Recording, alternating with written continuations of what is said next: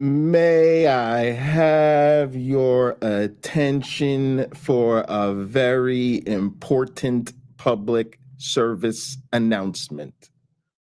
We are taking over the internet, and the United States champion of word wrestling entertainment has returned for another edition of the Pocket Locker podcast. I am your host with the most, all the way from the East Coast. And as always, good people, I am in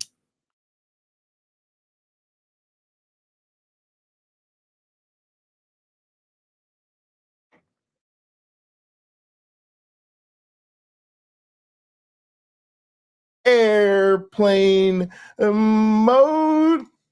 Good to see you all here. We got to do a little something special. I'm just in the mood today. We're here to celebrate. We're here to have a little bit of fun. Let's have a little bit of fun, y'all. Let's hear this jam. I want that music.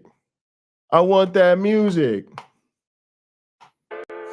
I'm just curious, just to better understand your ruling. If someone on this committee then I just want to understand talking about somebody's bleach blonde, bad built butch body, bleach blonde, bad built butch body. Oh, what now? Bleach blonde, bad built butch body, baby girl. Bleach blonde, bad built butch body. Oh, what now? Bleach blonde, bad built butch body. Let's go. I think your fake eyelashes are messing up. No, ain't nothing. That is absolutely unacceptable. Cheers. How dare you? Are your Move feelings hurt? her words down. Oh, girl, baby girl. Don't even Baby girl. Oh, really? Don't even play. Baby Don't girl. even We are going to move and we're play. going to take your words down. I second that motion. Miss Green agrees to strike her words. I'm not apologizing. Bleach blonde, bad built butch body. Oh, what now? Bleach blonde, bad built butch body. I said bleach blonde, bad built butch body. Oh, what now? Bleach blonde, bad built butch body. Let's go. Bad built, Bad built body. Bad built body. Bleach blonde, bad butch body. Bad bleach blonde, bad butch body. No, because this is what y'all do. So I'm trying Hey, to get Miss Crockett, clarification. you're not Yeah. recognized. Miss Crockett. I want to understand. Calm down. What is going on Don't here? tell me to calm What down. are we doing Don't here? calm down. Bleach Blonde, bad built butch body. Oh, what now? Bleach blonde, bad built butch body. Baby girl. Bleach blonde, bad built butch body. Oh, what now? Bleach blonde, bad built butch body. Let's go. Oh, that's a bag. Oh, that's a hit. That's a hit. That's a Now hit. listen, if you have not subscribed, And y'all know I sent Jasmine Crockett money because I don't play. Because I don't play, y'all. I don't play. I don't have no play in me. There's nothing to play about. There's no play in me. I said, Jasmine Crockett, come get this money, girl. Come get this money so you can get your re-election. Look, y'all, it's Tsumami's birthday. Happy birthday to you. Happy birthday to you. Happy birthday. So we are in gather at the beach, getting ready for the birthday party, which officially features off at 9 p.m. Okay, that's when it's gonna be money time. And y'all don't even know how we have the beach set. Look how many games there are. Look at downward. This is like a crossword puzzle game. Y'all know I got the Tetris. People, I keep trying to tell people. People don't understand. Gather has perfected Tetris. You don't understand. It's called Jatris. It's like built into the thing. You can practice. You can you can build the custom blocks. You can make your blocks. Let me show you. Look. I'll make my blocks look cool. Okay. You can make your blocks look like whatever you want them to look like. Okay. Then you can see a little competition. You can have little competitions over here. You can log in and play online with a whole bunch of people. Y'all don't understand.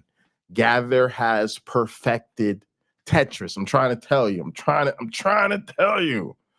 Oh, and we put the Scrabble in here. We got the pool table.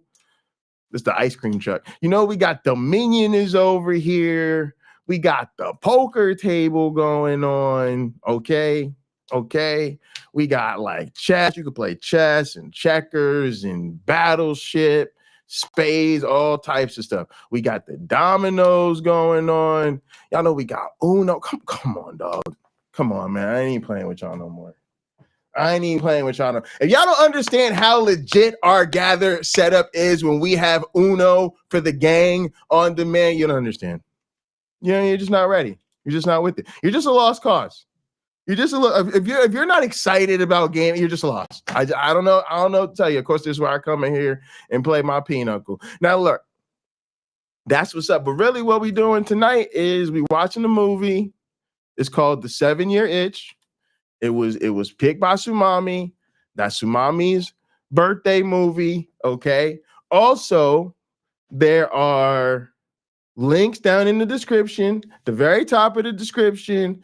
There are links to Tsumami's PayPal and something else. I think Cash App. So look, ducats, y'all. Y'all already know what time it is. We're distant. We can't be there. We can't love and hug and bake cupcakes and take Tsumami to the bar and, you know, buy Tsumami a stripper so she could get her entertainment on.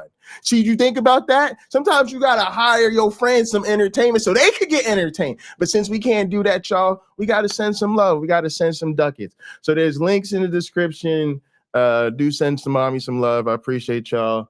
Happy birthday, Tsumami. I will remind y'all again. All right, but look, here we go. Let's get into today's main event of the evening. And y'all, hang on a sec. Let me make sure. This thing's looking a little wonky over here. Let's do this again. That there. And then you share here without the audio. Boom. Here we go. All right, y'all. So we're going to be talking about this video from Thought Slime. First time I've covered a Thought Slime video. So they're kind of new to me, although apparently they've been out here for a minute. And they're talking about Zionists or crybabies. And I thought it'd be a fun topic to get into. You know, no big deal. Just a little light. Let's talk about the genocide, you know. But no, I actually think that all of these things, y'all know me, I'm trying to take what's going on in our community, relate it to what's going on in the wider world, take what's going on in the wider world, bring it down and relate it to what's going on in our community. Okay. And so to me, it's not just a conversation about how Zionists are crybabies. There's this sort of other overarching theme, which is about how the people who are the most hair trigger to feel persecuted are usually the people with the greatest proximity to power. And it forms a huge irony and almost a contradiction that we don't think enough about. In other words, this is a very serious issue, and it's so much bigger than just thinking about Zionists, but Zionists give us the opportunity to think about this overall. So we're going to jump in more into, I'm going to talk more a little bit about it after he sets it up, but let's go ahead and get started. Actually, I'm gonna let him get started, and when he does that, I'm gonna go ahead and give away some pocket change. All right, let's go ahead and get this back going here. Look at this. Look at this. All right, here we go. The most easily offended and censorious people are usually those with the closest proximity to power. Right? Let's hear that again. The most easily offended and censorious people are usually those with the closest proximity to power. Right. So the people who usually want to do the censoring and usually are the most easily offended are the ones that are actually, ironically, already the closest to power. All right, let's keep going. There's an inverse correlation between how outraged you are by speech you disagree with and how likely that speech is to actually hurt you. And I don't mean like individually powerful people here. I mean hegemonically powerful people, people in the dominant group, white people, men, straight people, that kind of thing. The powerful and privileged are the least likely to being challenged, to being upset, and the least likely to experience consequences for any overreaction we might have. Basically, we can say whatever and nobody ever jumps up our entire asshole about it. Like, say, if women said they felt more comfortable around bears than dudes, people might absolutely lose their minds about that, but I can say whatever dumb shit I want. Once you notice this, you start to see it everywhere. The people with no real reason to be upset being the loudest and most upsettest about nothing, shouting directly over minority groups how ball-bustingly irate they are about grievances that would be trivial even if they hadn't been imagined. Fucking pronouns! But there's one. So that's what we're gonna do. We're gonna go along for this ride. We're gonna think about Zionism. We're gonna talk about it, but we're also thinking about the shit that happens in our group. And this is the same, and it happens in our lives. And this is the same shit. Like, it is literally, if you think about it, it is literally usually the white Christians, men who are quite often up in arms about how much they're offended, how, you know, racism isn't really a big deal anymore, at least against black and brown people. But the real problem is anti-white racism.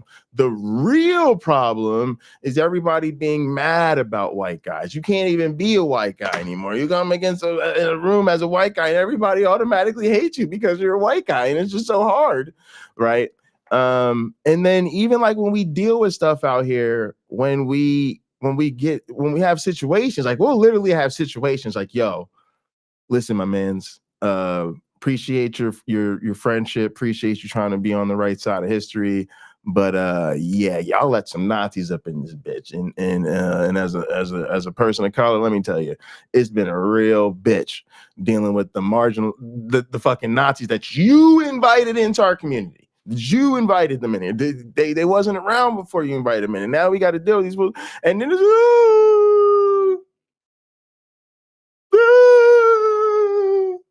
but I don't get it. I don't understand. What about my video? I had 200 people watch my video. What about the chat? My chat was active. What about my chat? Like, right? Like they feel bad for themselves. They've literally brought hateful, bigoted ass motherfuckers into a community where they've had a negative impact on the marginalized people. And rather than giving a fuck about their historically excluded friends who are all types of fucked up because they got to deal with these fucking bigots every day, they feel bad for them. All right, let's go. One group of people who right now are really changing the game in terms of phony, weaponized outrage directed at people who they themselves are hurting. I'm, of course, referring to the humble Zionist. Please observe one of the exact phenomenon I am describing distilled into its purest essence.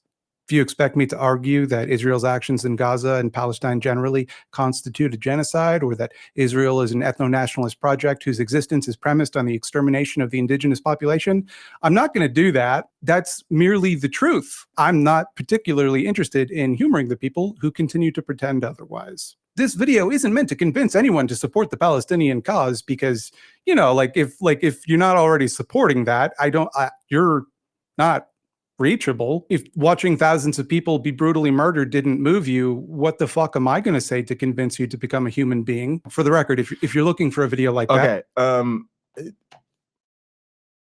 We should say something about this because, again, this is what goes on out here.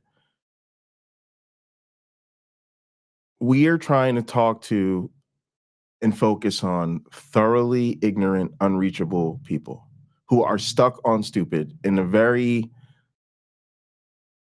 malignant sort of way, a very cancerous type of person that we're talking about. And not only are we not honest with ourselves about how unreachable they are, we bend over backwards, we make them the star of the show, we make them the center of attention, we make their personality our mission, right? Literally, our mission is to just get in there and argue with them and show them that they're wrong and all this other shit, and it's never going to work. And we're not honest about that. And then on top of that, we just overlook the elephants in the room about the fact that these are bad people. I cannot tell you how many times I see some content creator out here sitting down with an unreachable bigot, having a dumbass conversation about how many angels can dance on the head of a pin, but showing absolutely no interest in the fact that the person they're talking to is a horrible bigot. And I've got to say, just like, and again, like, everybody's in a different place. Everybody's on their own journey. For me, I just get sick of seeing it. And I get even more sick of watching all the people around them congratulate them, do all this fart sniffing, tell them how wonderful they are, tell them what a fucking radical they are. And again, they're not. They're people that pull up to a room full of Nazis, and rather than confronting them for being Nazis and putting people in ovens, are like, let's discuss the finer points of National Socialism.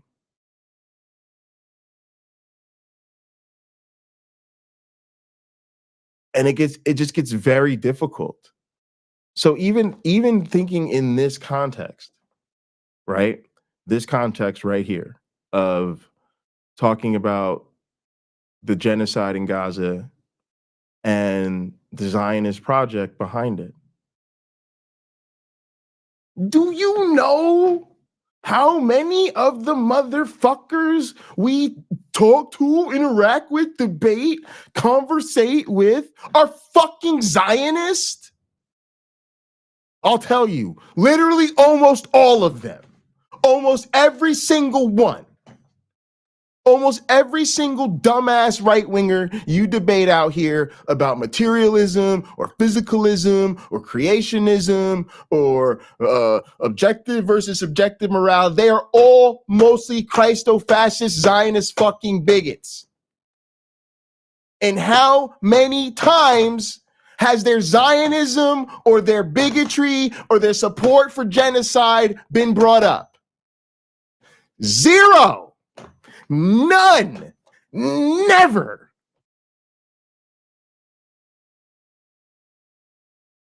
There's some in the description below from creators who are more suited to it and have more patience than I. No, I have a much more modest purpose in mind for this video, one which I believe I'm far better equipped to handle. I just want to point and laugh at the way that Zionists portray themselves as the victims of their own oppressive behavior. All right, yes, we're going to point and laugh at how Zionists paint themselves as the victims of their own repressive behavior. Now, look, I just want to establish this is the bare minimum. This is the bare minimum fucking ask, is that if you're going to engage with these people, if you're going to talk to these people, if you're going to make shit about these people, start with the bare minimum is to be pointing and laughing at them. You got to give me ridicule. I would prefer hostile confrontation a lot of times. I would prefer pulling their cards. I would prefer calling them out. I would prefer making that seat a little bit hot and making things uncomfortable. If you're not going to do that, you at least got to point and laugh. And when you're pointing and laughing, you need to make it clear that you're pointing and laughing because you're dealing with a bad person. It's not enough to point and laugh and say your syllogism's dumb. It's not enough to point and laugh and try to deal with the argument. It's not enough to try to point and laugh and then go, oh, I've got this peer-reviewed research over here. You have to deal with the motivation of these people. And that is what so many are afraid to do. Literally, think about the last few weeks and how many conversations with dim bulb we've had and how many people you've seen fucking calling in to fucking capturing Christianity so they could fucking talk to Frank Turek, okay? Genocide has been happening that whole time. How many times have they been confronted about their support of the genocidal parties? How many times has somebody called out Jim Bob for being a fascist fucking asshole? I can tell you, me and Tsumami did it when we were on Jim Bob's channel. And everybody else, not once. What everybody else do? Let's take apart his syllogism about physicalism. Let's take apart his argument for his the problem of evil. Let's talk about materialism. Let's not. Let's actually not. That is what we will be discussing today. They deserve to be mocked to at all. All right, yeah, PC, me either. So have y'all seen the movie 7 Year Itch? Just curious if anybody's seen it. It's a Marilyn Monroe movie. I believe it's from 1955. And it's the movie we'll be watching today at 9 p.m. Eastern in Gather. But yeah, let me know if anybody else has seen it. Sue was phenomenal. Exactly. You got to call that motherfucker out and yell at him. But look, even when Sue did that, Sue got way more pushback for calling that motherfucker out than anybody gave Jim Bob pushback for being a fucking psycho. Literally, he was insulting people to their face. He was being ableist, sexist, homophobic, transphobic. Didn't matter. Everybody sat there and took it. And then when Tsumami going off on them, they got mad at Tsumami. I'm telling you, with allies like this, who the fuck needs enemies?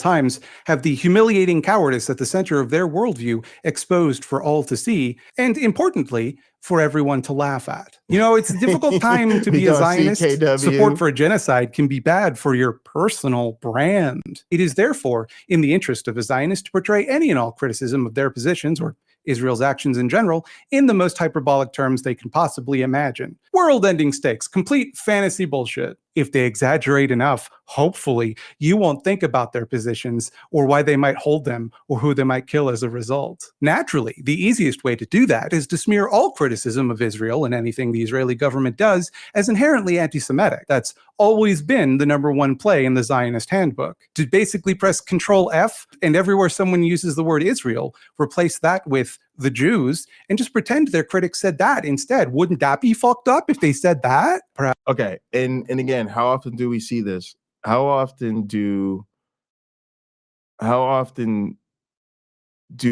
we see when we're just, again, as calmly and possible as you possibly can, you're explaining something to somebody, you're providing them rational arguments, you're providing them with evidence, and it doesn't matter how careful you are, what type of kid gloves you put on to treat them, you're always accused of what?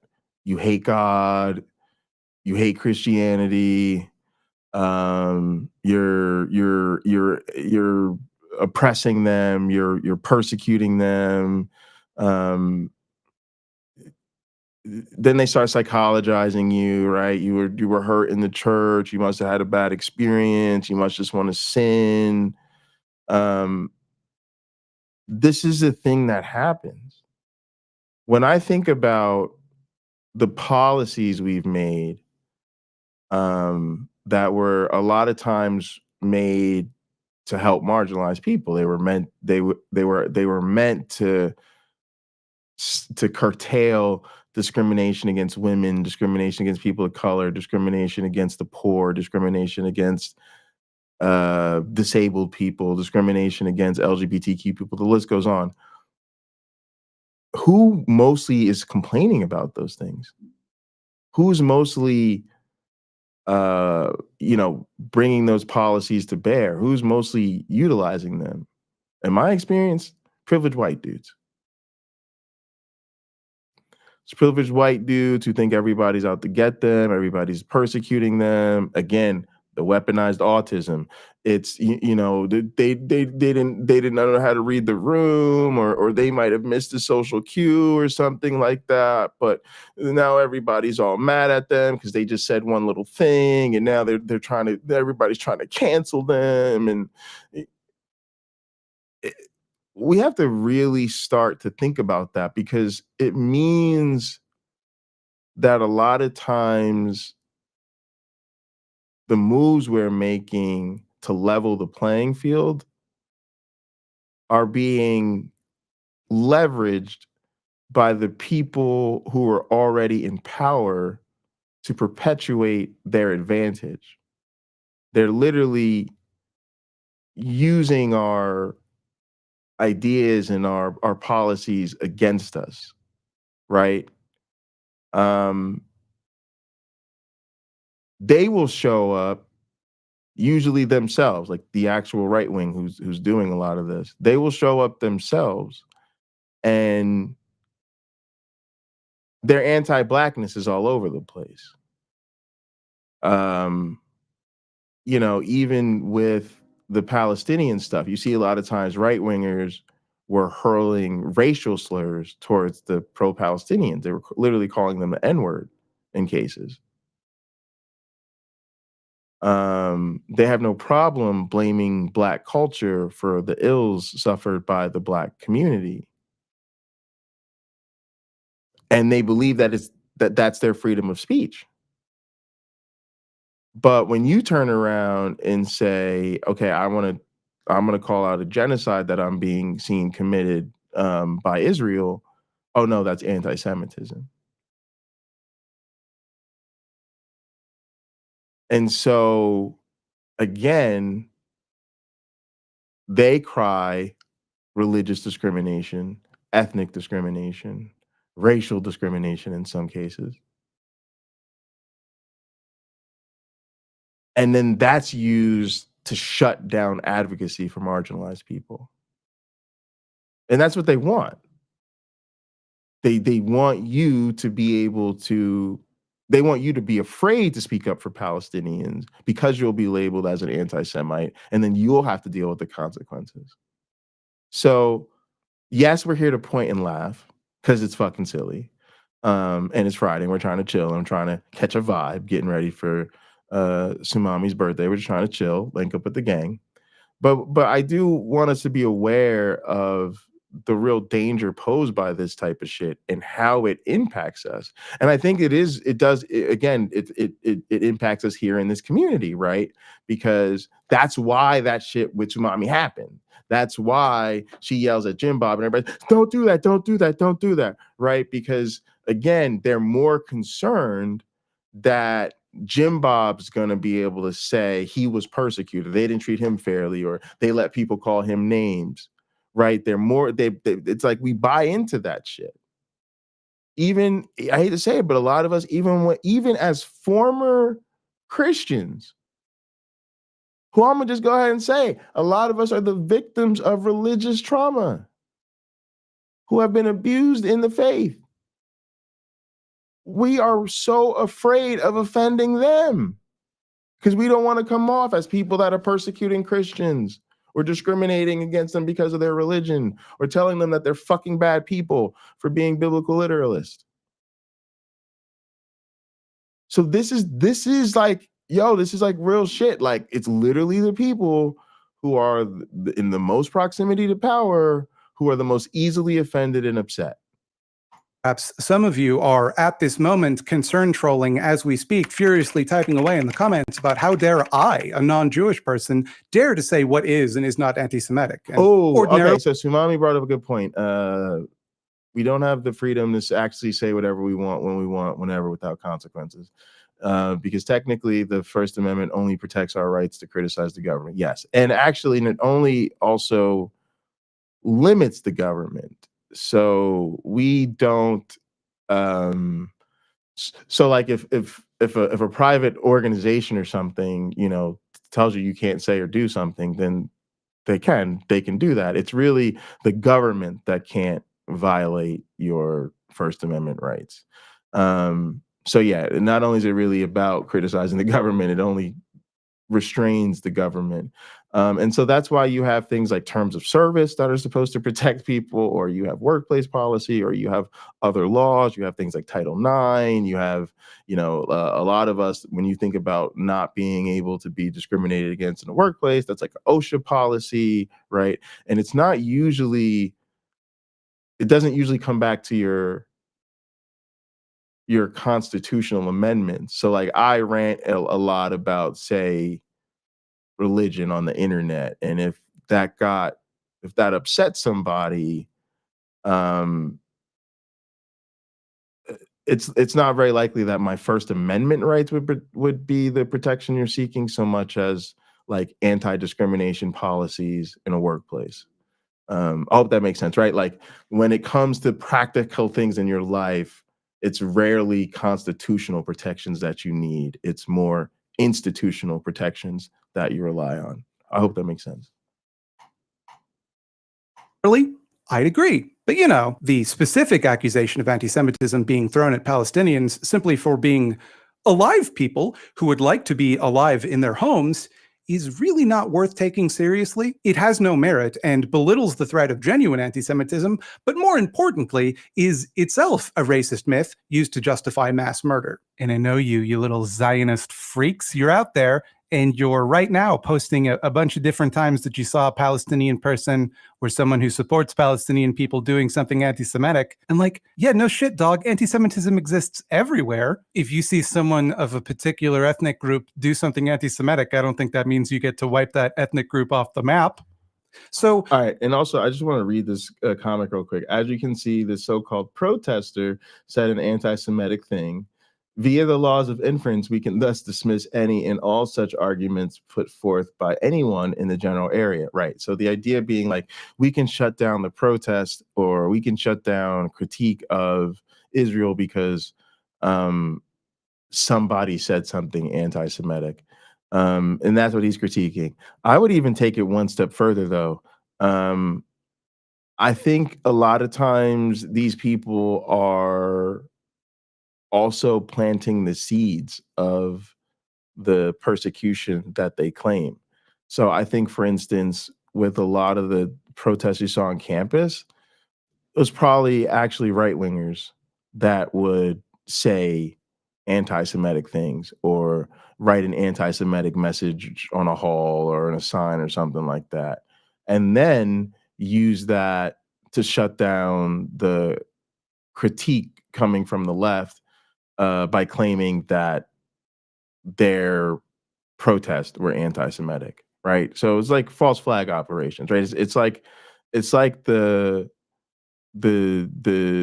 cis straight conservative white guy that dresses in drag, and then tries to go into a women's room or women's space, and then when people are uncomfortable or say something, then they're like, "Look, see, people are uncomfortable and outraged." But it's like, no, that's because you set this whole thing up, and it's bullshit, right? And so I think that's a lot. I think most of the students and most of the protesters, the people that were serious about the cause, I think they understood well enough to avoid anti-Semitism. I think most of the anti-Semitism comes from the right, and then again they use it to bolster their persecution claims. Do something anti-Semitic, I don't think that means you get to wipe that ethnic group off the map. So go ahead and shut the entire fuck up. Maybe it's not my place to say, but like, doesn't seem like they listen when Holocaust survivors say it. So whose place is it exactly? Kind of feels like they just don't want people to say it. And it should go without saying, but won't go without saying. So I will have to say it, that so long as there's been Zionism, there's also existed Jewish resistance to Zionism. Jewish people are not and have never been our enemy in this fight. On the contrary, they are and have always been and will continue to be some of our most outspoken allies. No people are a monolith, and no people deserve to be treated as a monolith. That's one of the reasons why, for example, it's a war crime to commit collective punishment, according to the Geneva Convention. Something to think about. Yeah, and that's such a good point. Like, first off, you have these people who are, they're the ones who are like, apparently, like, all of these people deserve to die just because they were born Palestinian. But yeah, to me, this thing to call criticizing a genocide anti-Semitic is anti-Semitic, right? It's like these people who say fucked up things about race. Pretending there's no racism is racism. Saying all lives matter, racism. Saying the real problematic racism is anti-white racism, racism. Like these are things only a racist person does. Okay? If you're really going to bring up the Holocaust and bring up genocide, then to me the only pro-Jewish stance is never again. That was the message. Never again. Shouldn't happen to anyone ever. And so many Jewish people are saying that. It's literally that their voices are just being silenced, sometimes violently, sometimes, I should say, often violently, sometimes fatally, by the Zionist endeavor. And so that's a really important thing to remember. It's like the same way, again, like those of us that critique Christianity, we're not in any way, shape, or form bigoted against the people. We're critiquing the religion, we're critiquing the faith, and if you adhere to the bad and dangerous elements of the faith, then that's on you. It's absolutely a you problem. But to me, as a former Christian, I have every right in the fucking world to explore what was taught to me, and to realize that in my truth, in my experience, that I was lied to and I have a problem with it and I want to push back about it. Look, like how could that be considered, but that's the game these people play. If they were being genuine, they would say, man, you were taught this stuff. People brought you up in this. You have every right to critique it. Instead, they just want to silence dissent. And it's the same thing with these Zionists. But you can see already how we're made to jump through these hoops to even express support for Palestinians. Zionists position the conflict between Israel and Palestine as uniquely complicated, uniquely divisive, and therefore something we must be uniquely sensitive about. But of course, only sensitive to their feelings. Wow. Forget the material realities or the fucking well-being of Palestinians. What is this? Liz Allen, Kentucky passed an anti-boycott, divest, and sanctions law. Sometimes it can affect your employment in certain situations. And you might see more of that, right? I think that's the goal. I think that was the goal of the legislation that we passed here nationally. I think that's going to come up here in a little bit.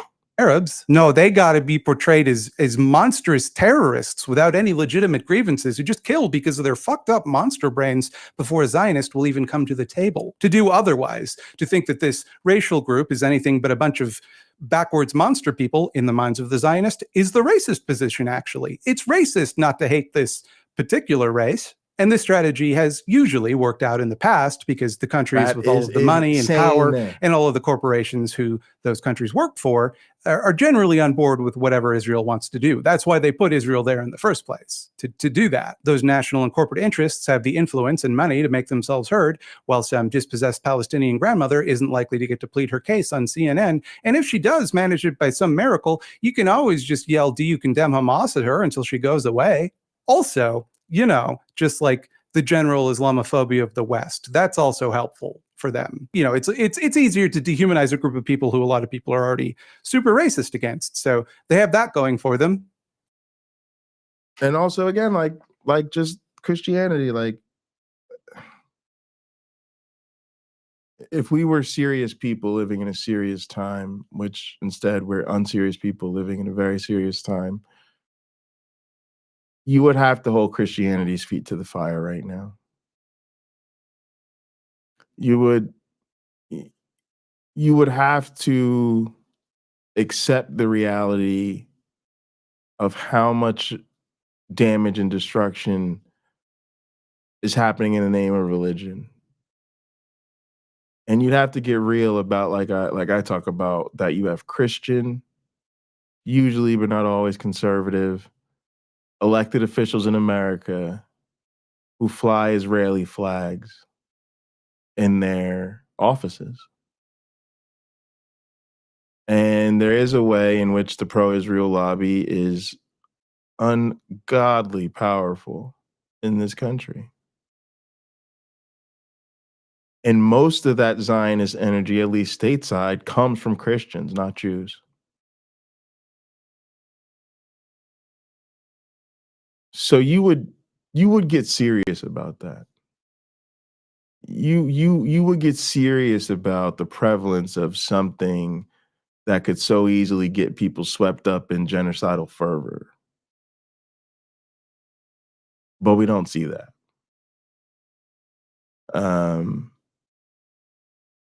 And it's just a travesty. It's and that's part of it is like I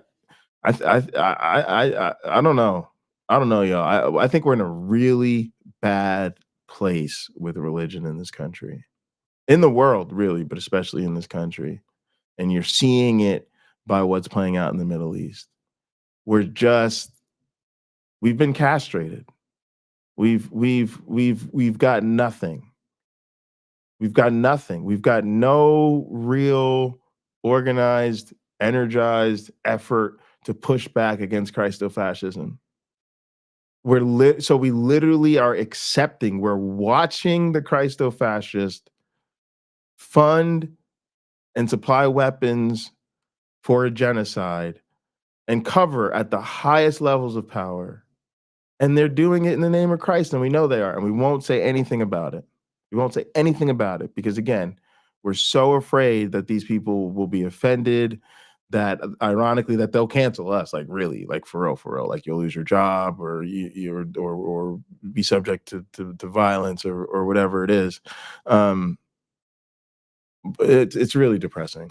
Yippee! Yippee! Of course, the math changes somewhat when our social media feeds are all flooded with a constant barrage of evidence of Israeli war crimes carried out by Israeli forces, Israelfully. Evidence they can no longer suppress and are desperate to convince us to just ignore because they can't square it with anything they claim to believe. Some wonder why there was such overwhelming support for us to shut down potentially TikTok or other entities of that nature.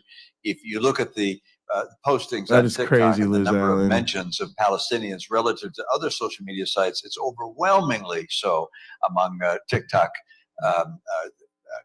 broadcast. Oh my God.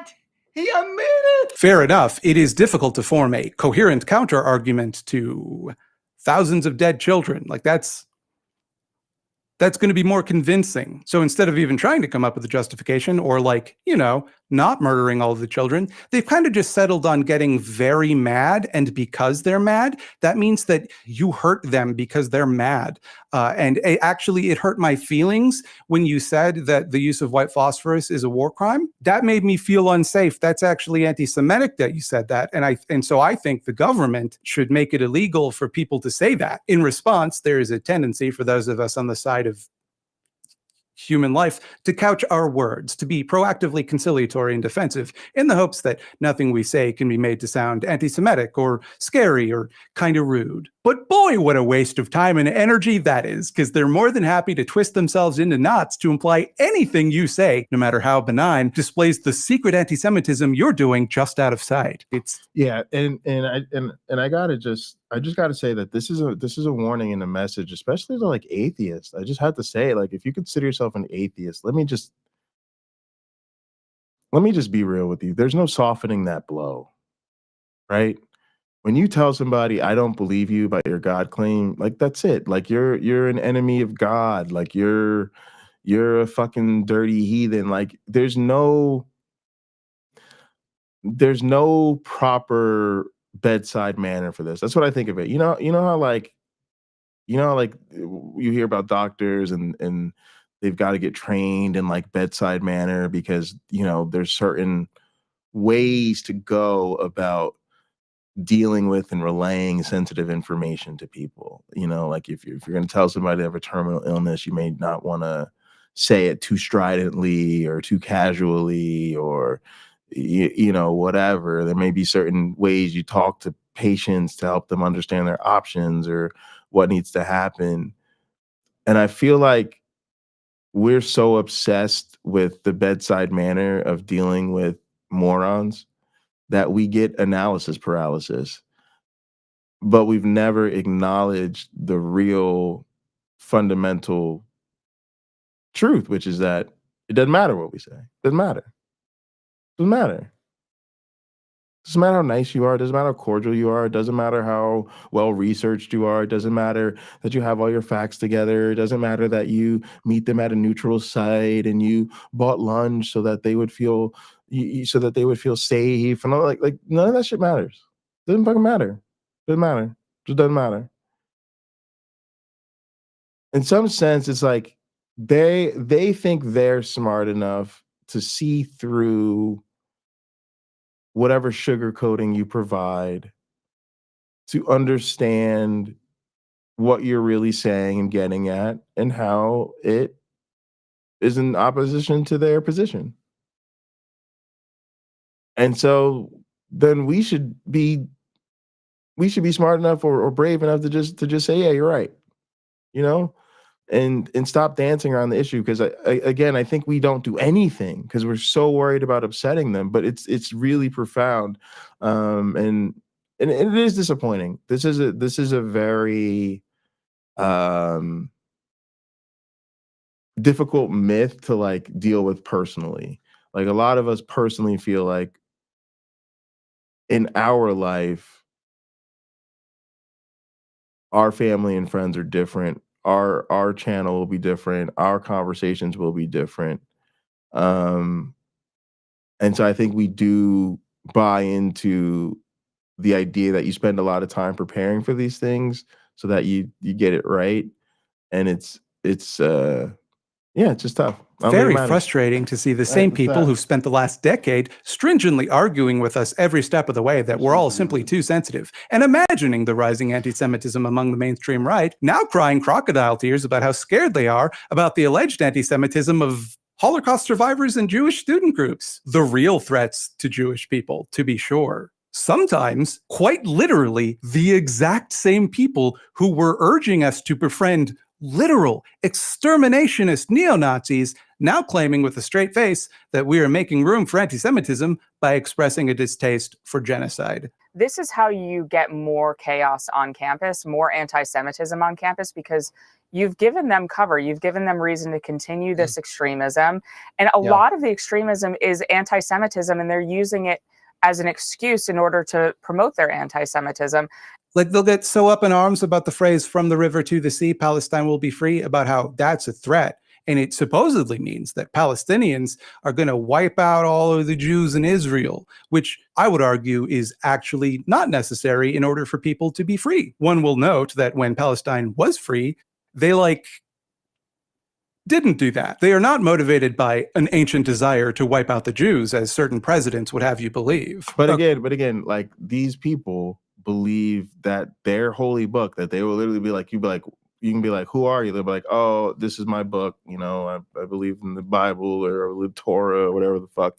And that book will be filled with all sorts of, yeah, my God, you know, he's kind of the shit. Yeah, he wiped out humanity because he was pissed, but he let this good Israelite family survive. So, you know, because we're the chosen ones. So, like, we're the ones that are going to inherit the kingdom of God, like us, not them. And yeah, he told us to take their land and like bash their babies' heads against rocks, but like keep the women and children for ourselves. You know. Right, but then they're like, oh no, like right, like they're like this is what I mean. Like this is what I mean about atheists too. Like yo, they say we're enemies of God. Yo, do you know what that book says about us? Do you know what that book says their God's gonna do to us? Do you know what kind of vitriol? The term hellfire and brimstone. Hellfire and brimstone. That was literally the threat. Like we shortened it. We took all that craziness. We were like hellfire and brimstone, and people know what that means. That's what's in store for you for not being a believer in their shit. But anytime you criticize their ideas, they cry persecution. They cry persecution because you said their shit isn't true. Think about that.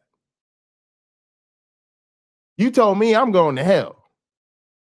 You told me my life ain't worth shit.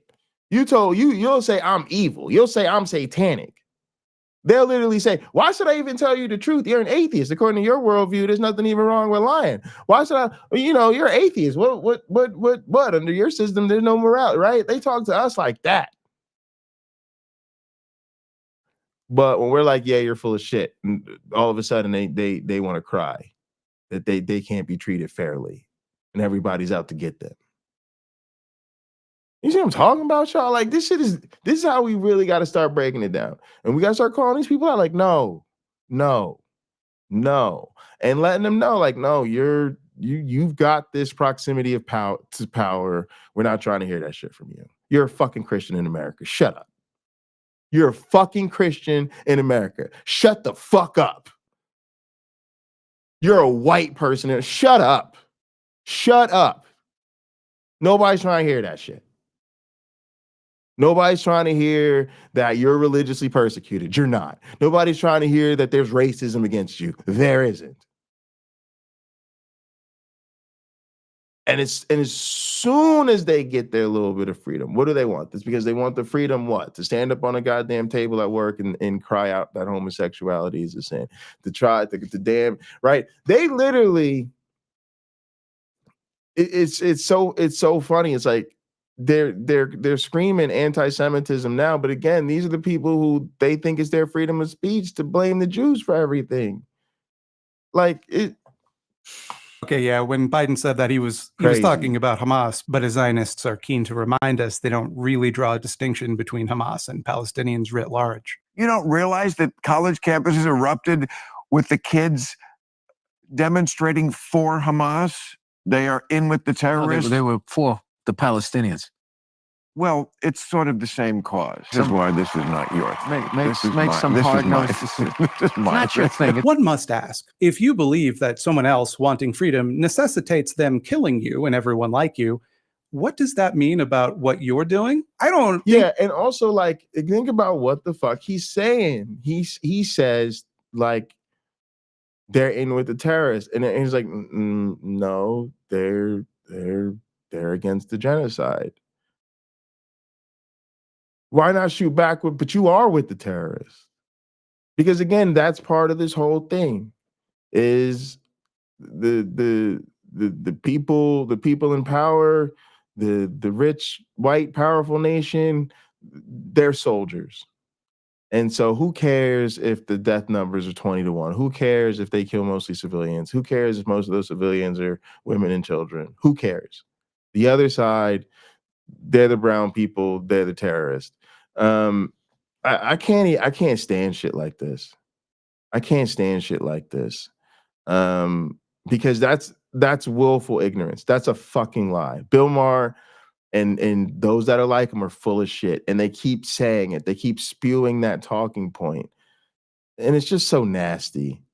It's so fucking nasty to not even be able to authentically represent what your opposition is saying, especially under these circumstances. They sit there with a fucking straight face.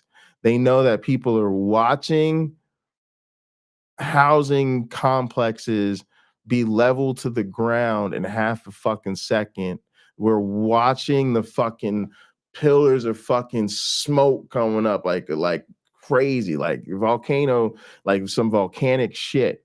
But it's really just a building. We're seeing the people carrying their kids. I mean, the sights that we're seeing are crazy. And then he's gonna say the kids are standing with Hamas. No, them young adults, unfortunately, are acting like the grown people in the room. And you're the fucking kid. You're the one who's sitting there talking like a damn child.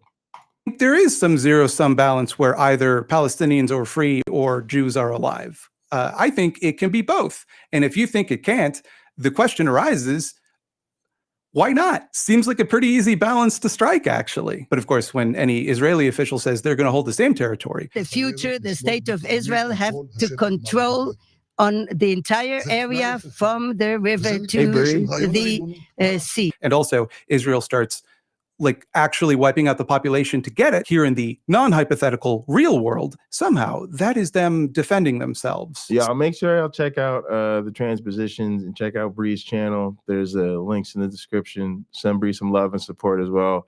And thanks again for the thumbnail art we've been using, Bree. And yeah, the transposition's been going hard, y'all. So if you're not subscribed, like I said, there's a link in the description. Also to Bree's Hive side channel. But Make sure to subscribe. Their shows have been fire lately. Another great show last night. Saying we would like to be free? That's a threat. Killing you? That's self-defense. Logan. Well, they have a right to defend themselves from all of the NICU babies and journalists that threaten their national security. They have a right to exist. And if in order to exercise that right, they have to prevent other people from existing, you know, you can admit like the part that they claim is the part they don't like, right? About from the river to the sea, that's the part that is supposed to be so threatening. But if you just say free Palestine, they'll still say that's a threat against them. How dare you demand freedom? Your freedom puts me in jeopardy somehow. And I think we can all agree that my safety is more important than your freedom. And when they can't even find this flimsy a pretext, my safety is more important. Those who would trade freedom for safety are cool and good, and to do otherwise demonstrates anti-Israeli bias. Actually, Ben Franklin, famous horny person. I like this guy's production style, a lot of humor and stuff like that. But that is a really good point, right? If you say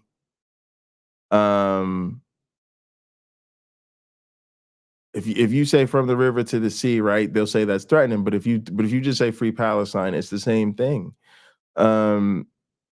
It's why you saw this like with George Floyd, right, where people were like, defund the police, and people lost their fucking shit, right? And so then they were like, no, we really just meant like, you know, train them in different things and like reform. So can we call it like, can we get some like police reform? And they're like, no, police reform is woke, right? And anytime somebody said police reform or something, like they were like, hey, you just want to defund the police, right? And then what actually happened was, like I said, we increased public safety spending across the board almost everywhere, and now we're building like 70 cop cities.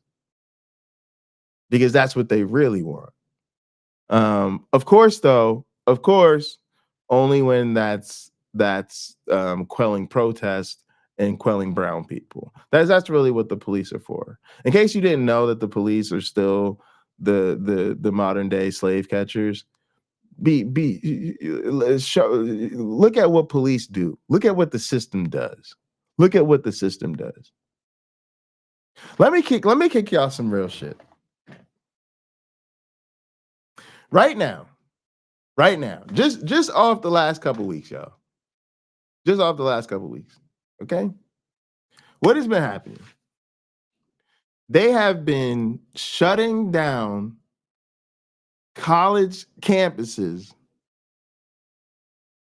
because the students are protesting a genocide. Do you not know? Because we all know that these motherfuckers have actually been arrested. And they got arrested, and a lot of them got locked the fuck up. And then you turn around and you have Donald Trump get convicted of 34 felonies.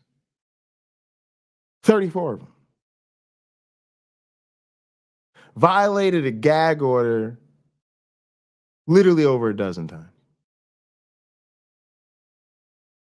And we're still like, I don't know. Do you think he's going to jail? Do you think he'll ever sit in jail? I don't know. Well, maybe like, well, you know, technically they could give him probation. And then if he could serve all the probations concurrently, then, you know,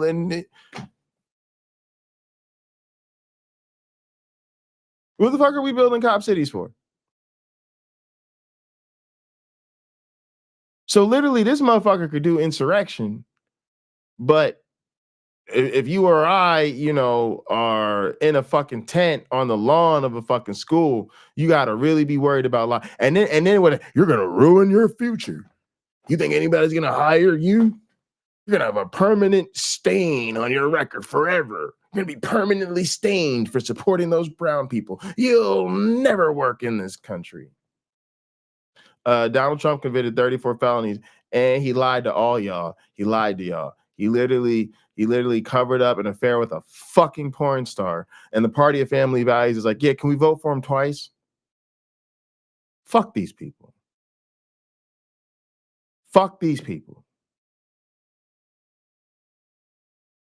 And you got to stop letting these people chitter chatter with all that bullshit.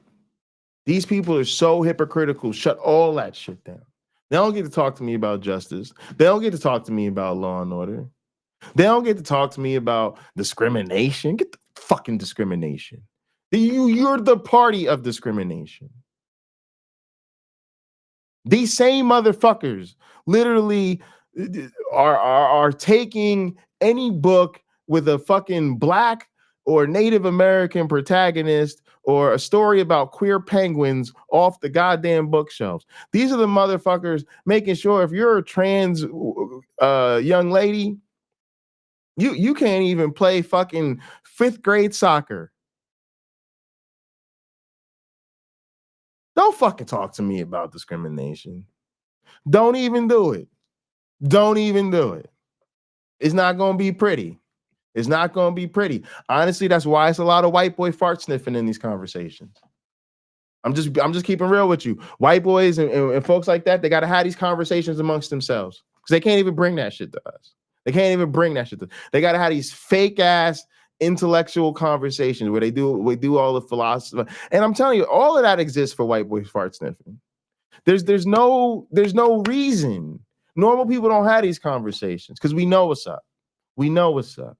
These people got to ask themselves, why are you talking to these people? Important than your freedom. I'm in the and when they mood can't today. even find this flimsy a pretext to twist your words, they'll just all agree to pretend you said something you didn't. Just completely replace whatever it is you said with a different thing. Last November, the actor Melissa Barrero was fired from the upcoming film Scream 7 after making some remarks on her personal Instagram page about the conflict. When questioned about her firing, Spyglass Pictures claimed that her statements contained the anti-Semitic trope of Jews controlling the media, which I think we can agree is quite a serious accusation. Let us now investigate this claim. What I'll do first is read the words that she wrote and see if those words, or similar words, are contained within. Here's what she posted. I have been actively looking for videos and information about the Palestinian side for the last 2 weeks or so, following accounts, etc. Why?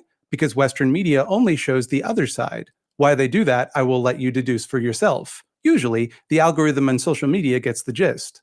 Well, my Discover page on IG will only show me videos showing and talking about the Israeli side. Censorship is very real. Well, let me just crunch the numbers here, carry the 5, and hey, look at that, the results are in. The post does not say anything of the sort. Aren't you just so shocked and surprised? Being as charitable as I can, giving Spyglass the biggest possible benefit of the doubt, I can see how one might read that message into what she is saying. There's certainly nothing in her post which is incompatible with that reading, I suppose. If one is inclined to be an anti-Semite, the phrase, why they do that, I will let you deduce for yourself, could certainly be read as tacit support for all of their hateful conspiracy bullshit. They might see that as a little dog whistle for them, yum yum, little treat for the anti-Semites out there. The main quality of conspiracy theorists, anti-Semitic or otherwise, is seeing patterns in things which don't actually exist.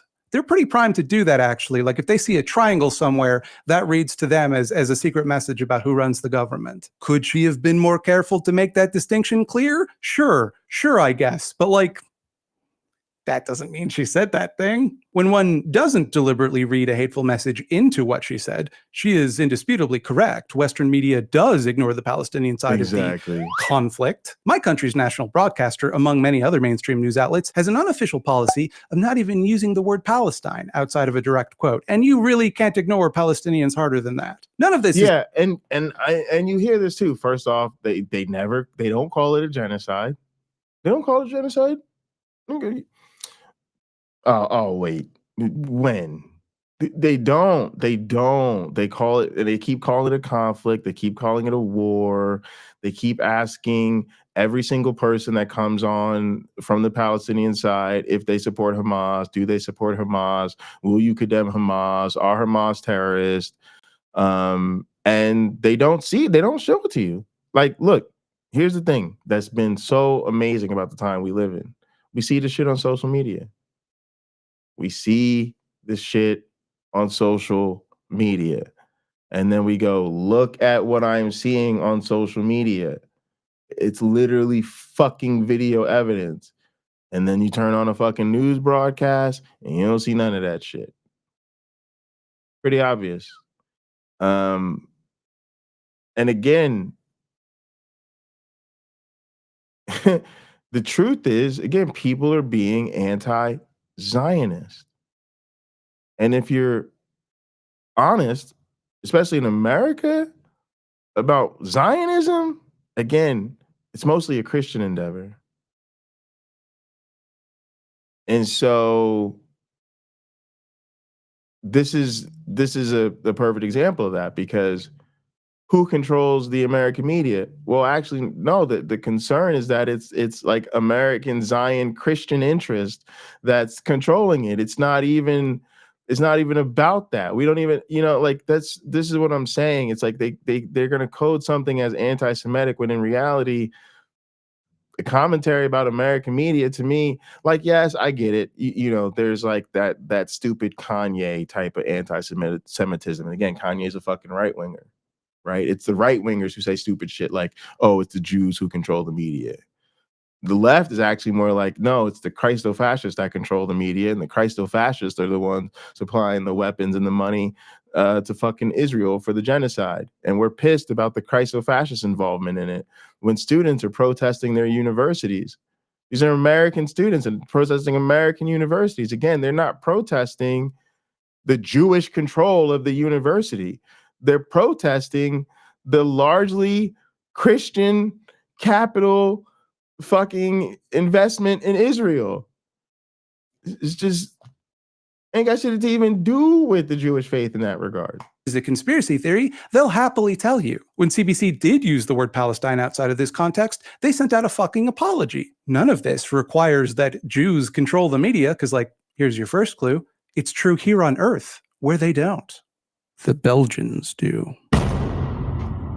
And yeah, we did get somebody asking Frank Turek if God wanted the Holocaust, and maybe more pertinent to ask him if God wants to clear out Gaza. Can't do that though. That's what I'm saying, Steph. They don't have it. They don't have it. In the midst of a situation like this, they don't have it to confront the people that are actively supporting this project right now.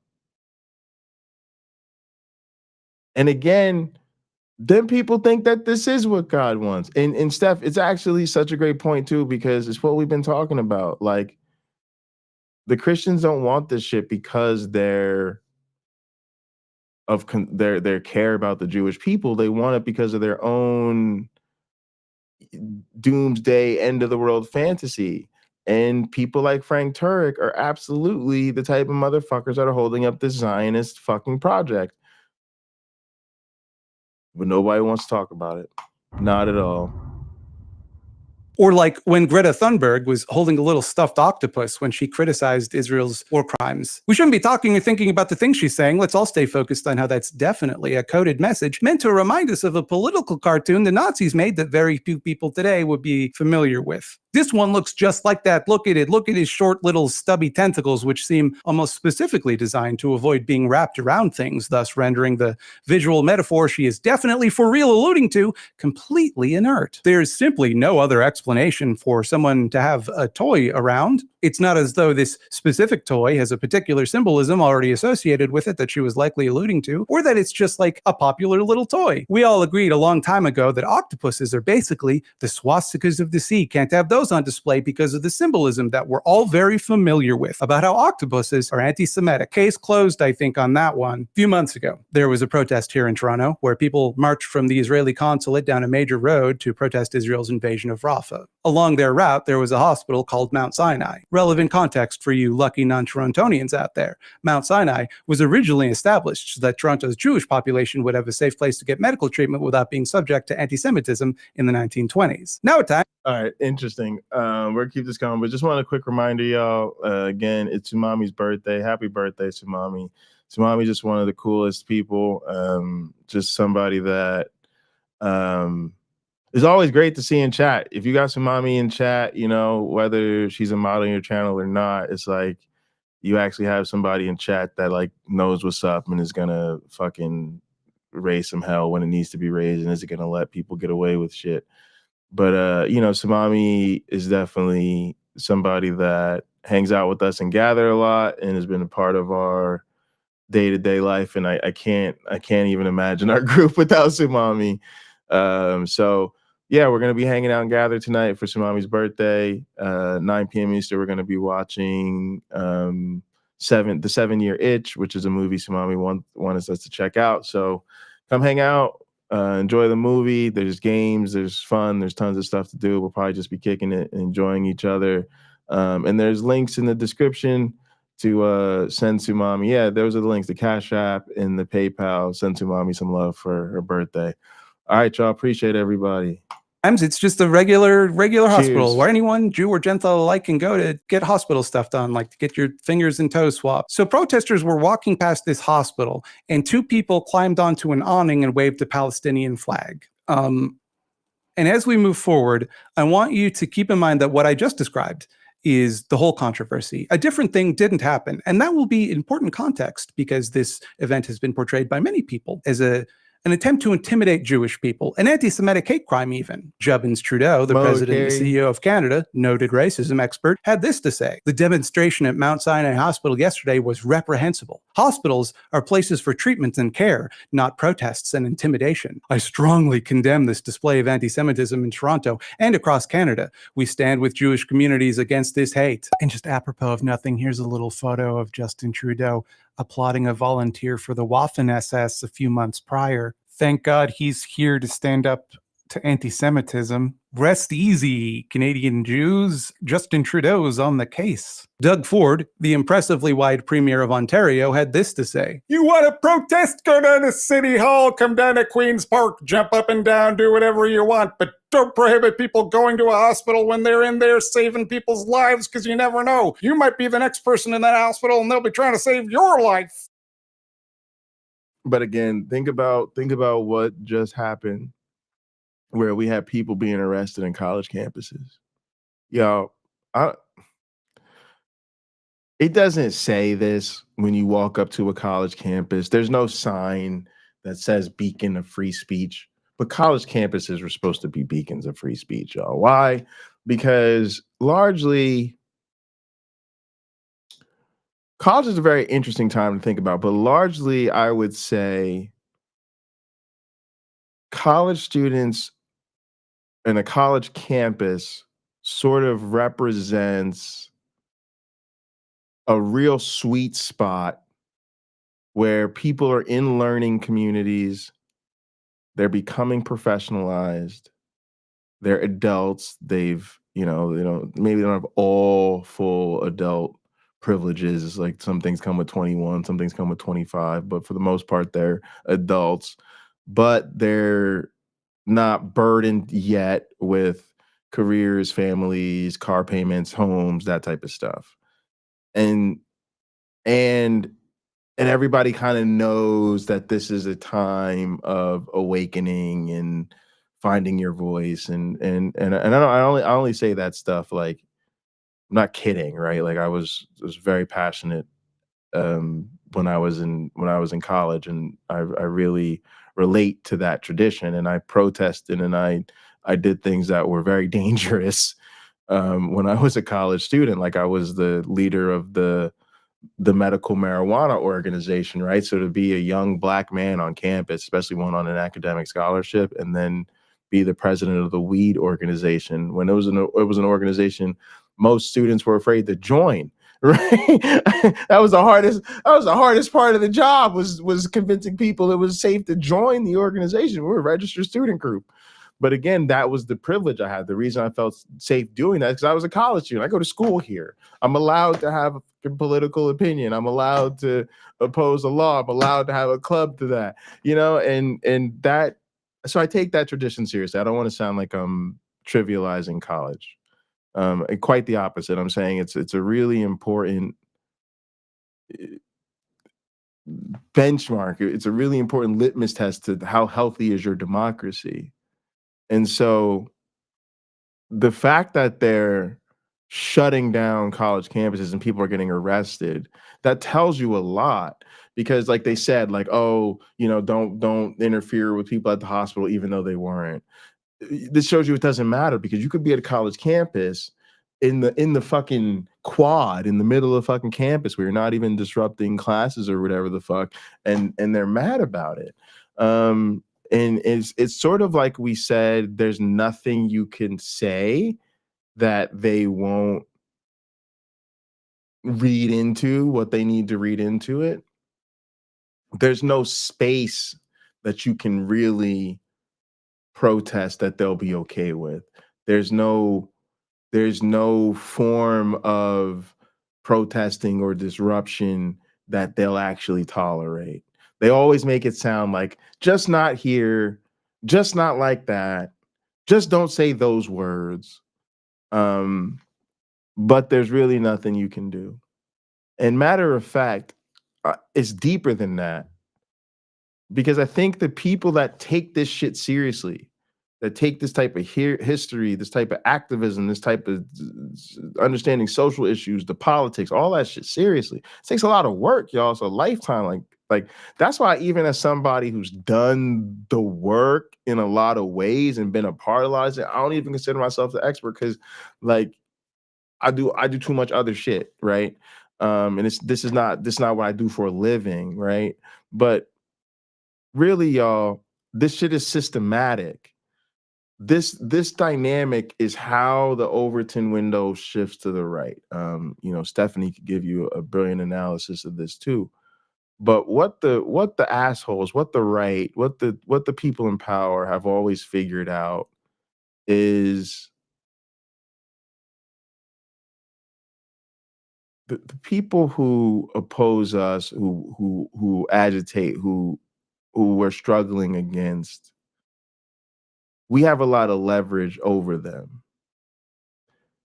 And so since there's always a negotiation, and the negotiation is essentially, and if you want to simplify it, it's always in some way people with less power advocating or asking for concessions from people with more power. Unfortunately, that's kind of the way it works. And so one of the things they've realized is we don't ever have to give you what you want.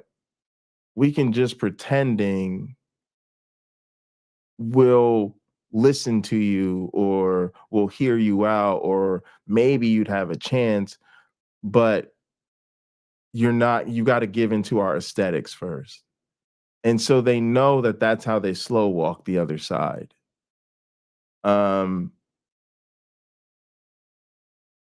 And then what happens is, so that's kind of how the right is positioned. And then what the dumbass fucking left is always done, mostly because you're dealing with a lot of white liberals who, again, it's questionable how genuine they are because, again, they benefit a lot from the system being set up the way it is. So part of them, what they do is they take it on themselves to go along. They play into it. They're constantly refining their approaches, right? And so that dance has always creeped things over and over to the right because you've got them going, oh, well, you just don't protest here. Just don't interrupt this. Don't interrupt graduation. That's just a bit too far. Oh, we would listen to you if only you did this. Well, take the campus, take the tents down. Why are you spray painting things, right? And then what the left does goes, wait. They said they'd listen if we don't disrupt things. So don't disrupt things. Don't take the tents down. Don't make demands. And then you end up with what? You end up with fucking students going to a board of trustee meeting, going, oh, well, it'd be really great if you stopped supporting the genocide in Palestine. But if that's too far, we understand. It'd be great if you could tell us what investments you have with Israel. Oh, you can't. Oh, okay, that's okay. Well, it'd be great if you would consider boycotting those businesses. Oh, you won't. Oh, okay. All right. Well, they've heard our concerns, y'all. They've heard our concerns. Okay, like right. That's how, and that's just like nothing happens. That's how everything's, because people don't see it, and that's got to be part of the analysis, right? You got to. We can't keep letting it be like this individual. Every single time something happens, they come up with this. Oh, we didn't like the context of the protest or whatever, and then we bite for it. We've got to realize that they always use that move. And it's always part of a negotiation towards some sort of resolution that doesn't actually require real change or any real sacrifice. when I see Doug Ford, I hear his voice as Don Cherry's voice, and that's as close as I can get to an impression of Don Cherry. But I do like that he just imagined a different thing happened. Now the protesters were prohibiting people from going into the hospital because they walked past it, you see. What if someone was having a heart attack and they saw that, and because the people were walking around, they were too scared to go to the hospital? I mean, it didn't happen, but what if it did? That wouldn't look so good. Makes you think. Once again, trying to be as charitable as I possibly can. I don't think people should be climbing on hospital awnings. I think that's a bad thing to do. Generally, you could fall down and hurt yourself. You could cause some damage to hospital property, conceivably. I will go so far as to say that that rises to the level of mischief, bordering even on nuisance. If I had been there, I think I would have delivered a stern finger wagging and said tisk tisk quite sharply. What I don't think is appropriate is to claim that this was meant as some sort of threat or intimidation tactic, because I don't think it was. If you look closely, one of the guys who's climbing around is dressed in a Spider-Man costume, and doing that, to me, makes it pretty difficult to be frightened. Spider-Man is not a figure of terror, despite what you might have read in the Daily Bugle. Spider-Man is more a figure of children's lunchboxes. And it also goes part of the way towards explaining why someone might be overzealous about climbing stuff, because you kind of want to climb stuff if you're dressed as Spider-Man, the famous climbing guy. But of course,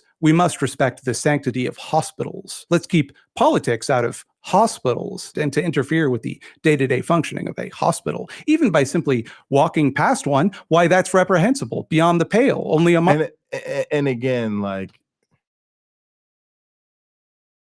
I'm not trying to hear this from the people that didn't want to social distance, didn't want to wear a mask, didn't want to take the vaccine.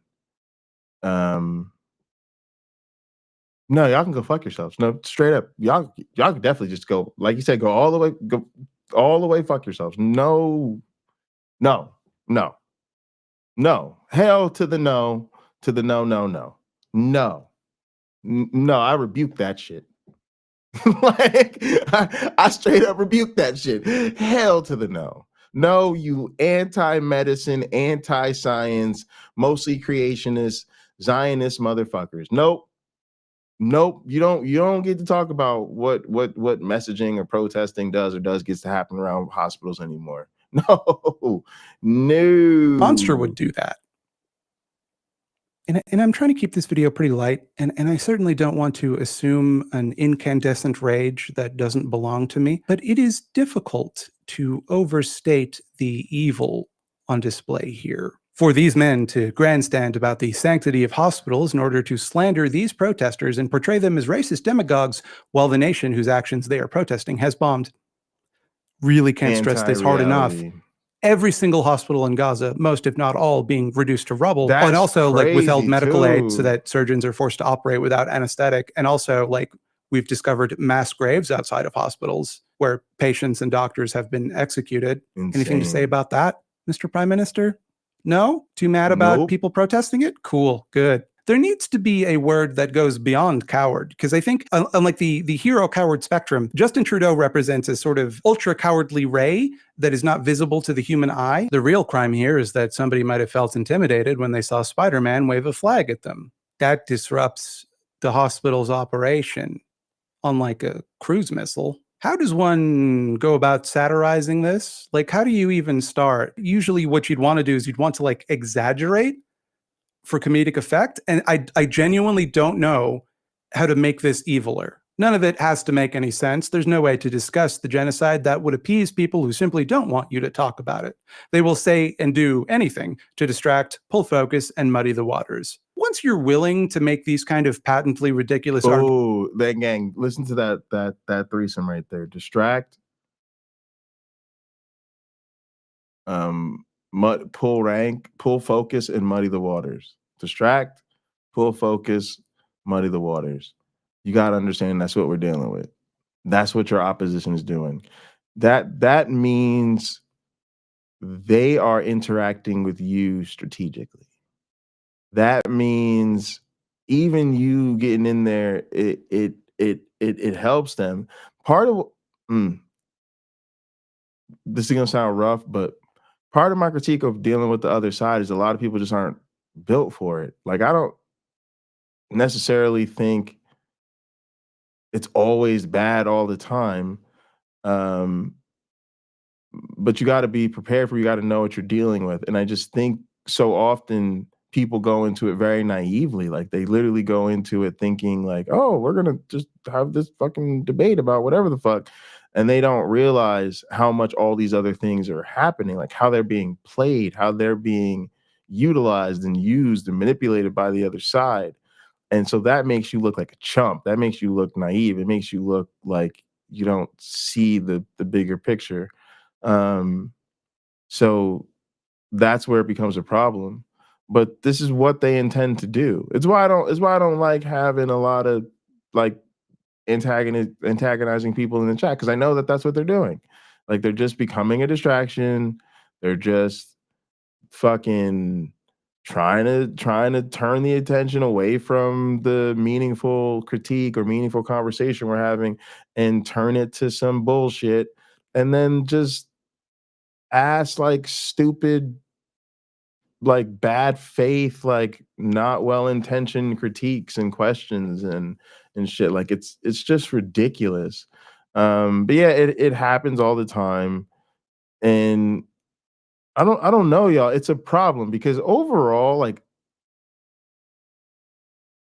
it depends on what day you catch me. But when you find me in a sort of pessimistic state, it's because I think these people have largely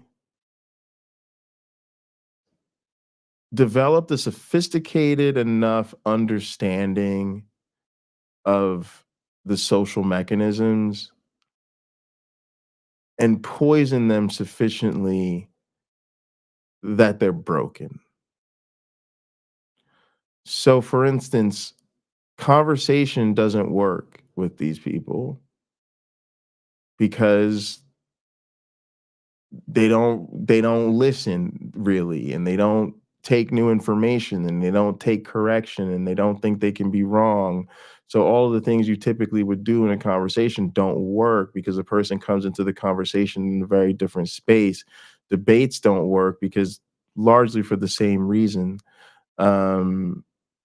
It's why these people seem impervious to facts. So then I don't know what you do, right? You look at the way like our politics are, right? You look at what happens in our government. We have one side that fucking sucks and is inefficient and a bunch of losers, but they are at least human beings and adults in the room who are usually trying to get some constructive things done. And we have one side that's just opposition. So it doesn't work. And I don't know what does. Like, I just don't think we can out cult the cult, especially when we're trying to out cult the cult into getting out of the cult. I know that doesn't feel very good. It's just tough. Like, it just really sucks. Like, I really just don't know how to deal with the level of stupidity and maliciousness that we're dealing with. Arguments in order to defend the mass murder of thousands of innocent people while simultaneously claiming the moral high ground? There's no reasoning with that. And if history has taught us anything, it's that type of attitude must not be appeased. We certainly don't owe them the courtesy of disputing their bad faith interpretations of our words, or the clumsy, vile reframing they insist on so they can pretend to be anything but the bloodthirsty fascist collaborators they are. No matter how stringently polite and respectful we attempt to be, it will not matter. They will manufacture some secret, insidious, hidden message to anything we say. It's desperate, it's pathetic, and I think people are starting to realize that. I think people are starting to realize we need not argue with the made-up positions they're pretending to believe in order to distract from reality. It's all just a smokescreen, a cloud of ink, which are squids, not octopuses. Don't start with me. They want to make criticism of their beliefs and actions dangerous and costly because they know their beliefs and actions will not withstand that criticism. So just withstand the weaponized outrage. Don't be led into a discussion of whatever focus group inane talking point they've concocted. Keep their feet to the fire about the ethnic cleansing being carried out right now in the real world that they are supporting, and ignore whatever fantasy bullshit they imagine to distract you. Just tell them that they're little freaks and to fuck off. That's the long and short of it. They're little freaks. and they need to shut the fuck up. It should never be comfortable for them to speak these heinous opinions. They should get stink eye. They should be laughed at and run out of town on a rail. I suppose I should say. All of this is good. Hang on. Oops, I'm gonna run all of that back. Screen, a cloud of ink, which are squids, starting to realize that. Okay, I think here we people go. are starting to realize we need not argue with the made-up positions they're pretending to believe. We need not argue with the made-up positions they're pretending to believe. Amen. Hallelujah. No, seriously, that's fire, y'all. We need to stop arguing with the made-up positions they're pretending to believe. Gang, that's how I feel about all of this. And I hate to say it, but this is for you, philosophy bros. You got to stop wasting your goddamn time. You got to stop wasting our goddamn time. I get that, like, I get that a lot of y'all like philosophy. You think it's an interesting topic. But I need you to realize that they're creationist, that in the same way when they talk about, oh, this paradox proves evolution's wrong, and this fucking scientist can't explain this fossil, and that like you recognize that they're bad faith actors who are misrepresenting the field, who are trying to have a conversation that's not even a real topic in the serious field, right? But they don't recognize that they're doing the same thing with philosophy. I think a lot of it's because a lot of the philosophy bros are self-taught, and I think themselves are produced by the same sort of white philosophy fan culture that like creates intellectual idols, right? That whole thing. Like, in other words, a lot, because so much of them put emphasis on like classic or historic philosophers, and they don't realize that that's what creationists want to do, because they've been so solidly defeated on scientific grounds. They've been so solidly rebuffed in the empirical world that they want to go back to a time before that. They want to go back to a time where it's just about arguments and syllogisms and proofs and logical contradictions and all of this type of bullshit. And that's just not how reasonable people think today. So let me give you some practicals, like some serious examples. Why are you debating this person about objective versus subjective morality? Why? Does anybody who's actually a reasonable person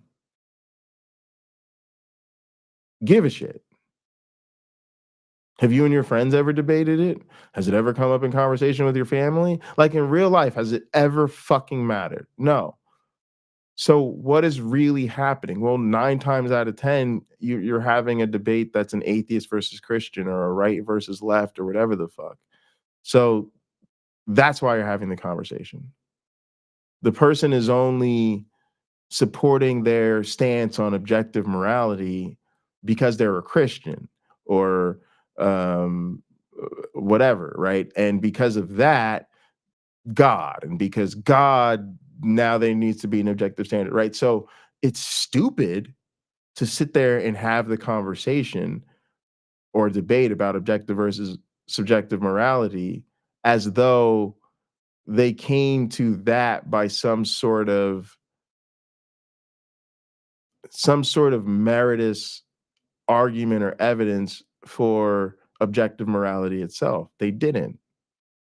They just picked the stance based on what they need to pick to go with their beliefs. It's the same thing when you have a conversation about materialism or naturalism or what's your fucking epistemology and all this other shit. You're literally dealing with somebody who's fucking usually anti-science.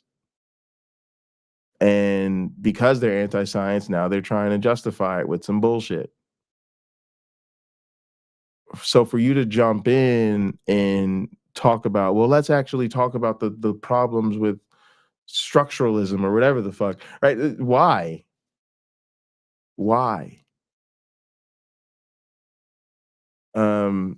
And that's kind of my deal is like I wish people saw it more that way. Like stop legitimizing it. At least recognize that it's an argument that you're only having because you're talking to these weird people who keep bringing up these things.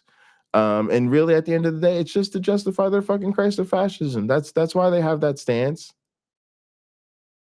In order to distract from reality. It's all just a smokescreen, a cloud of ink, which are squids, not octopuses. Don't start with me. They want to make criticism of their beliefs and actions dangerous and costly because they know their beliefs and actions will not withstand that criticism. Okay. Boom. And that's a very real thing. That's like the intimidation factor of it. That's why they cry persecution and all this other type of stuff. It's a very, very serious point.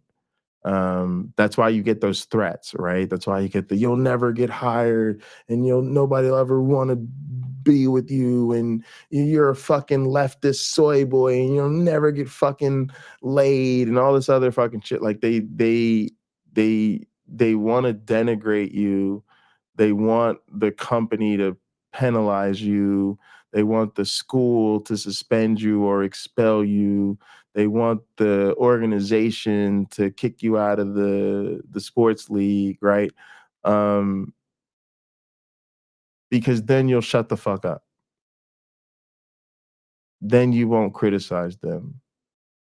And that's why a lot of us, we got to move differently these days. We can't let them continue to do this type of intimidation to us. All right, y'all, let's go ahead. So just withstand the weaponized outrage. Don't be led into a discussion of whatever focus group inane talking point they've concocted.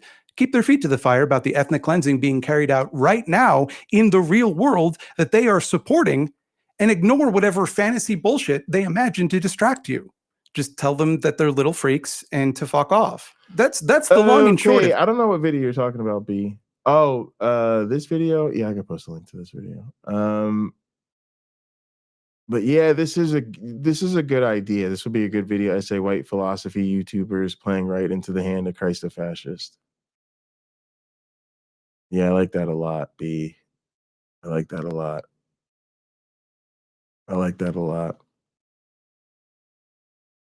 There we go.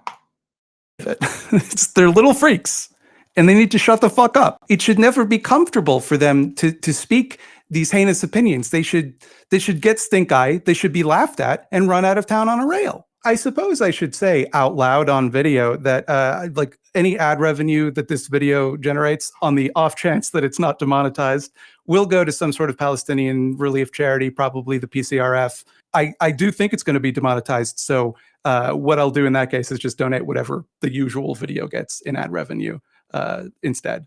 And I'm saying that at the end of the video so that most people won't see it and they'll get very mad in the comments saying that I'm only being controversial for money. Yeah, but in general, if you disagree with anything I've said in this video, please let me know. Go ahead and yeah.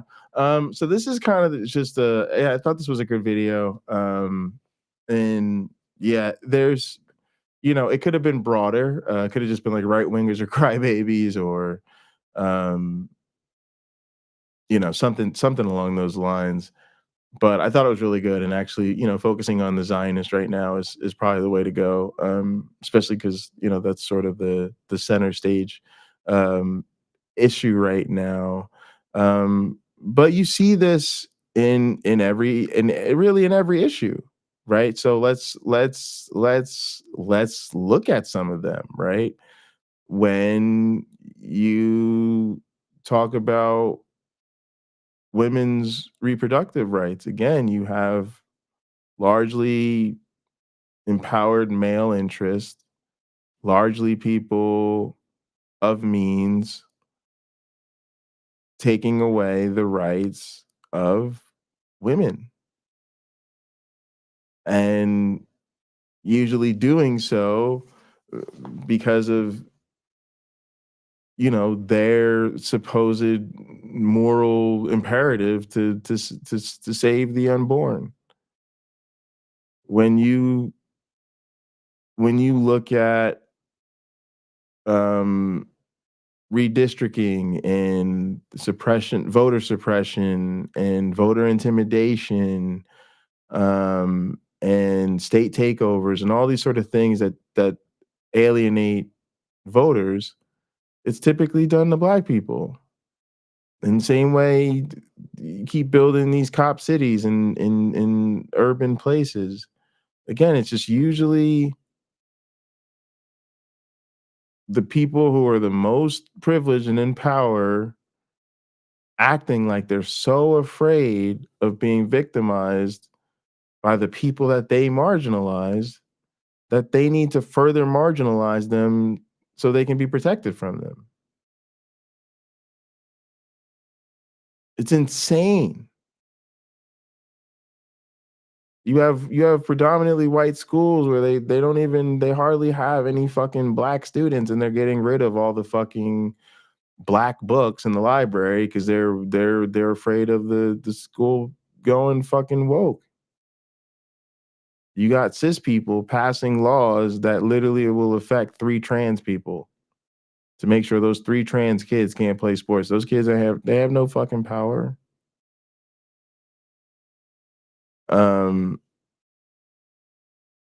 So it really is something across the board where it's the people with the closest proximity to power that are outraged, that demand justice for their outrage, that demand protection and safe spaces, and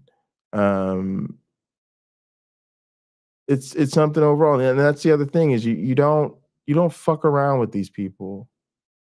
You treat them like the social pariahs that they are. And if you're gonna fucking humor these people, if you're gonna interact with them, you gotta step up to the plate. Because if you sit down to have milkshakes with a fucking Nazi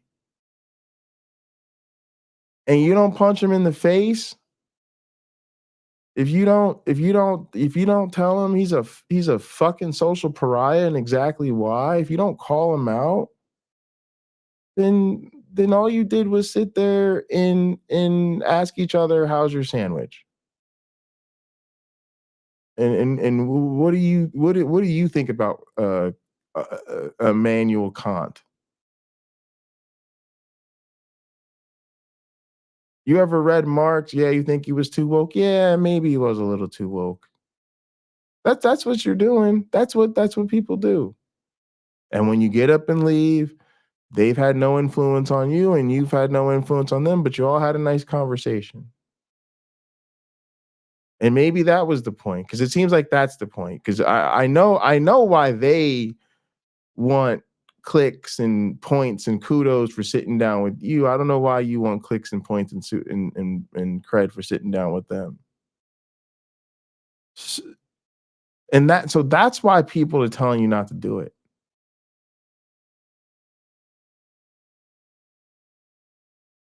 So if you're gonna do it, make sure you knock the table over on that motherfucker. Make sure you bash him over the head with the steel chair. Make sure you throw your hot coffee on him. Because then people are going, oh, okay. Yeah, you knew you were dealing with a piece of shit and you stepped up to the plate. Otherwise, might as well bring this motherfucker some flowers.